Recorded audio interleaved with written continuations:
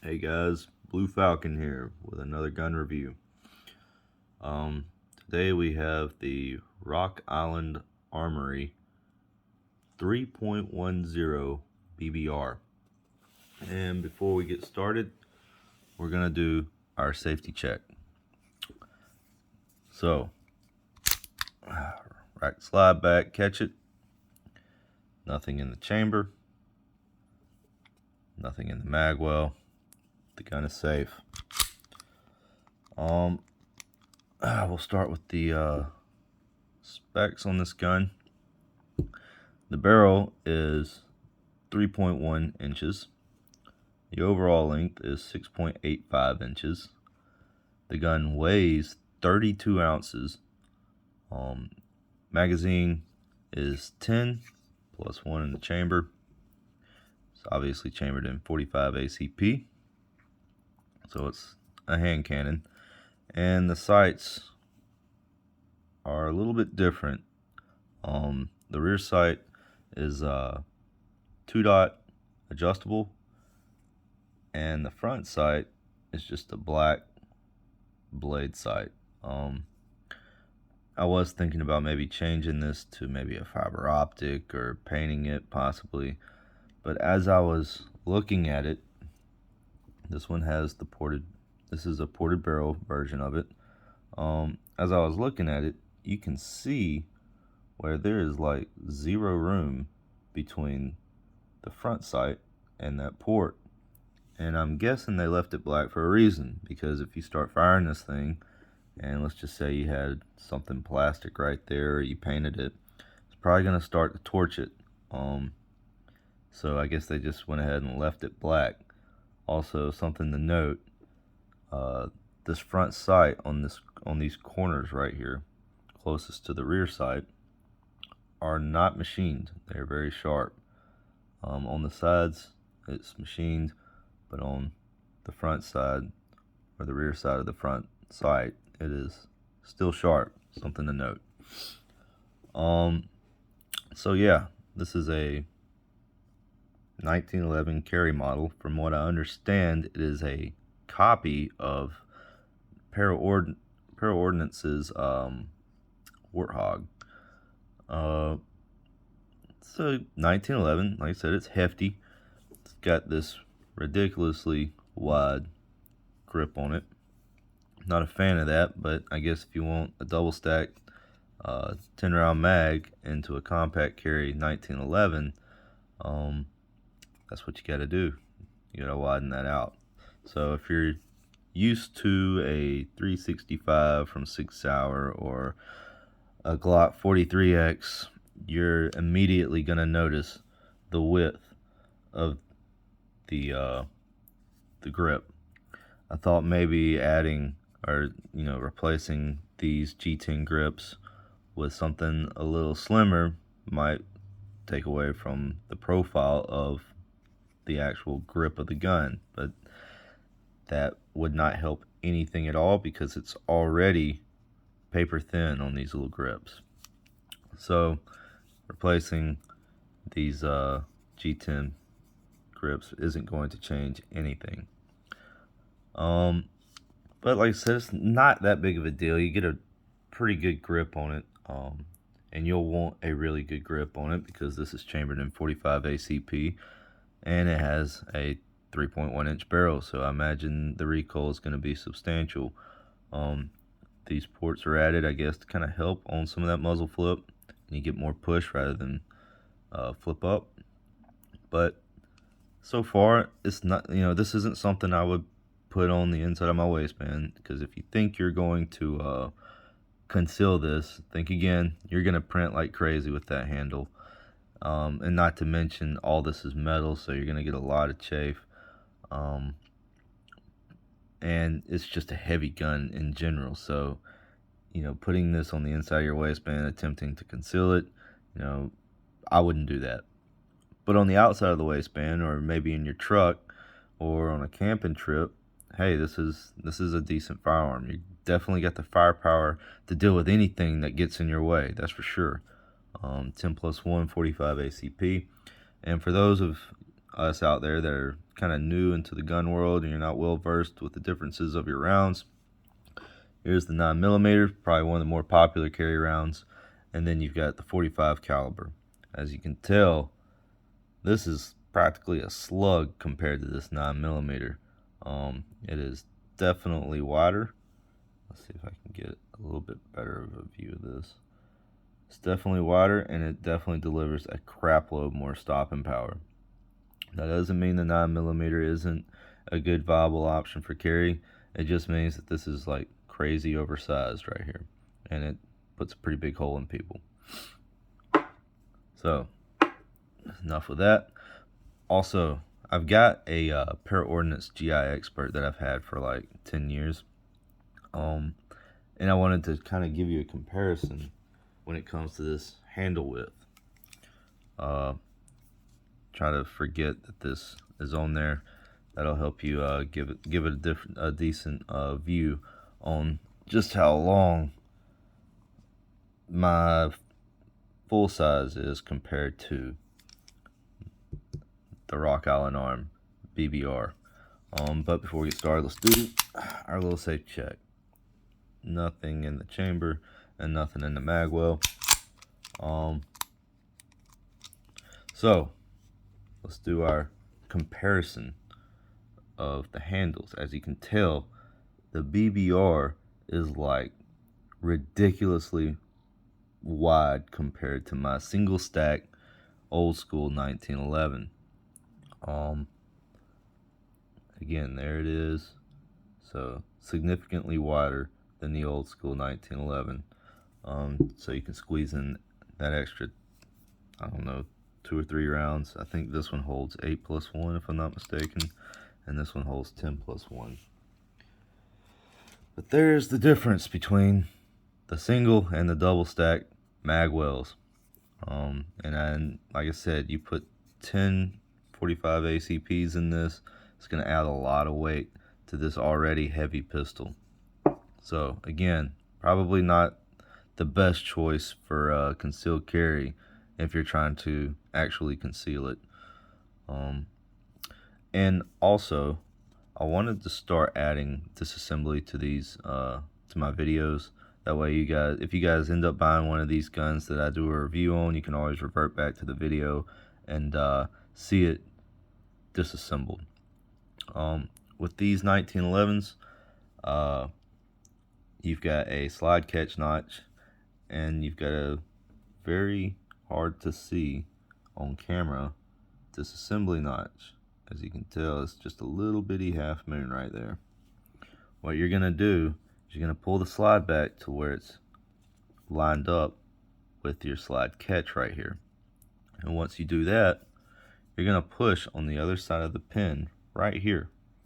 So to demonstrate, we're gonna pull it back to where, as you can see that little notch, you'll see it move to where it's right over that slide catch. Then you're gonna push on the other side to get that little pin out.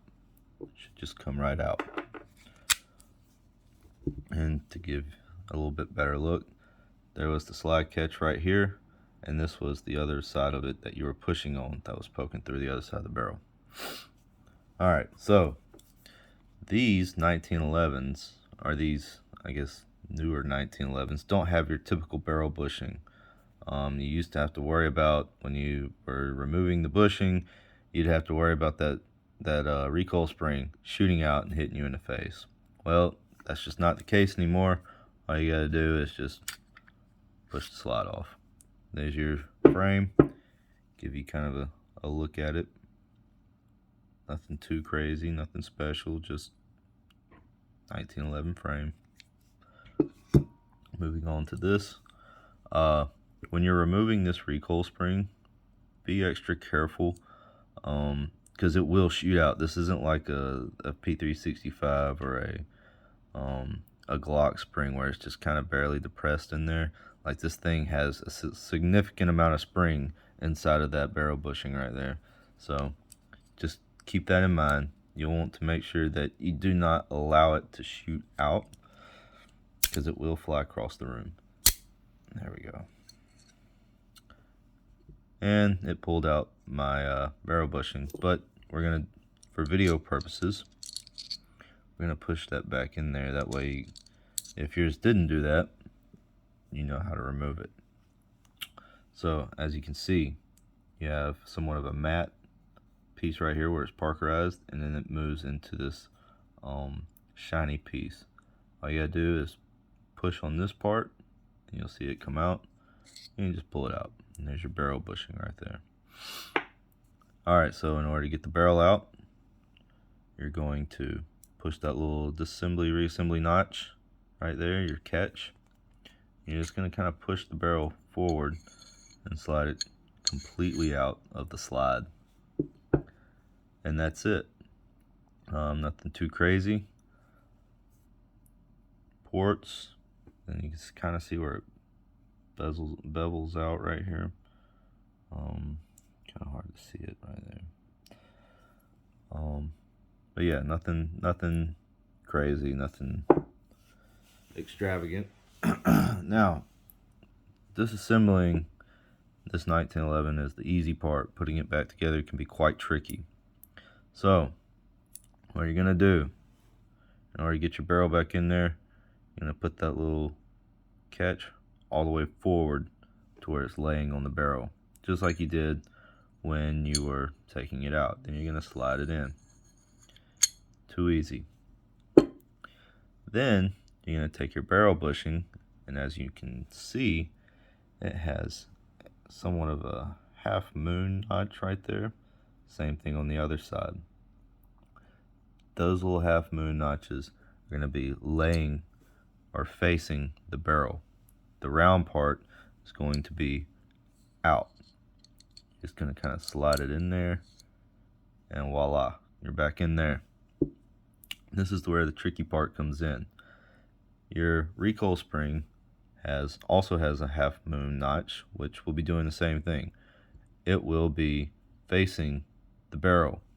Now, I'm going to do this intentionally wrong, but typically when you go to put that spring in there, you're going to want to take that notch and lay it all the way back, all right? But I'm going to do it intentionally wrong, because 9 times out of 10, when you go to put that spring back in there, and you know this is your first couple of tries, you're going to find this piece back into the wrong position.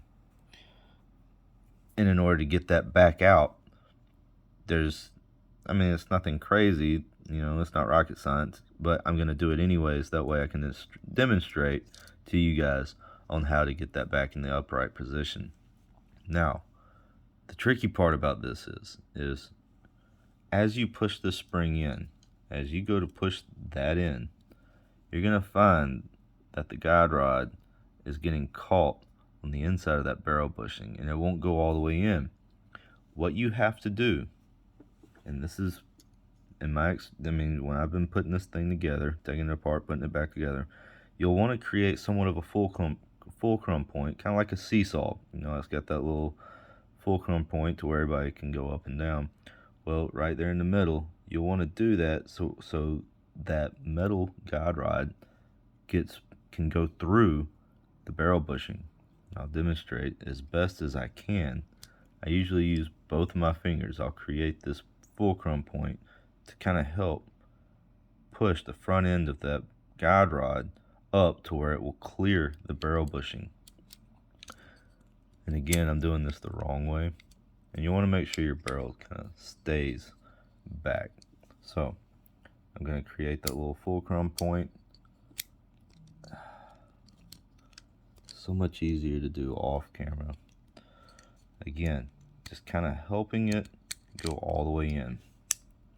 Okay, so as you can tell, part of my part of my guide rod is protruding past the barrel bushing in the front of the slide pretty much, and that is because this piece right here is laying down. All right, it's supposed to be back, but instead it's laying against the barrel still. Not to worry.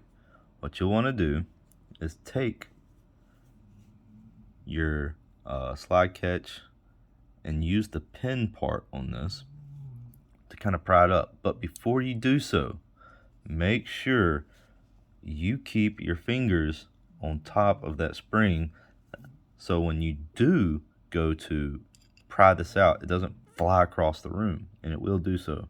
So again, make sure you keep your fingers on top of the guide rod and spring, and just use your pin, like I said, the pin part, put it into that little hole and just kind of pry it out, and it should just come right out. Now that you've done that, make sure that this thing is seated. As you can tell, part of my spring came out, so you'll want to make sure that that thing is all the way in there. Don't let off until you make sure that that recoil guide rod stop right there is seated all the way in. Otherwise, you're not going to get a correct reassembly. It's going to stop, or either that or the spring will shoot out. So again, make sure now that you've got the guide rod and spring in, you'll want to take that little assembly notch and push it forward to where you can see that perfect little circle right there. And there's a reason you want to do that, because when you go to put this back together, you can see straight through that right there. Now typically what I do is I'll take my slide catch, my pin, and I'll go ahead and get it started. Like, the slide is as if it's already put back together, right? It's in that right position. I'll go ahead and take the pin and go ahead and get it started. That way, that way, when you go to pull this back and line up your disassembly notch with the slide catch, that little loop that kept getting bungled around in there doesn't get manipulated to the point of where you can't get the pin in there. This keeps that loop in the right position. All right, so what you're gonna do is you're gonna pull the slide back again. There is your reassembly notch. You're gonna pull that all the way back to where you've got it right over the slide catch position, and then you're just gonna kind of push up. You're gonna push in and push up as you push that pin in there, and it should just fall right in. Not a big deal. And then last but not least, you're gonna perform your safety check. Nothing, because we got the safety on. Take the safety off. It works. I do it again just to make sure. Put the safety on. Nothing there. Take the safety off. It works. And there you have it. The Island Armory BBR, 3.10 BBR, or more commonly referred to as the Baby Rock. Hope you guys enjoyed the video. If you did, please like and subscribe. That will help with getting more videos out there for you guys, buying some more guns, and giving you guys your reviews, your tabletop reviews. I do hope to get this weapon to the range in the very near future, and if I do, I'm going to try and get better video. I'm going to see if I can get some commentary as I'm shooting this firearm. That way, you guys can see, you get a little bit more from me as you watch me fire this firearm. Again, hope you guys liked it. If you do, please subscribe. Blue Falcon out.